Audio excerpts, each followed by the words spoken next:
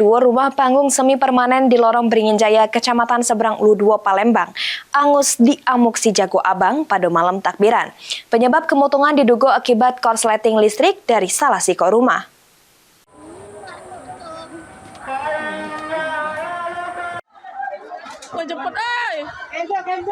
Api berkobar ngangus kedua rumah panggung semi permanen di Lorong Beringin Jaya, Kecamatan Seberang Ulu 2, Palembang, pada malam takbiran. Kemotongan diketahui oleh warga sekitar pas api sudah membesar dari salah siko rumah. Warga sekitar yang panik berjerit minta tolong pada tetangga. Pas kejadian, cuma ada anak pemilik rumah karena sang pemiliknya lagi pergi. Api baru bisa dipidamkan sesudah 6 unit mobil damkar bersama puluhan petugas berjibaku menjinakkan api. Penyebab kemotongan diduga korsleting listrik dari salah siko rumah dan tidak ada korban jiwa juru insiden ini. Kita mendapatkan laporan bahwa terjadi kebakaran. Ada korban benar? Untuk korban alhamdulillah tidak ada.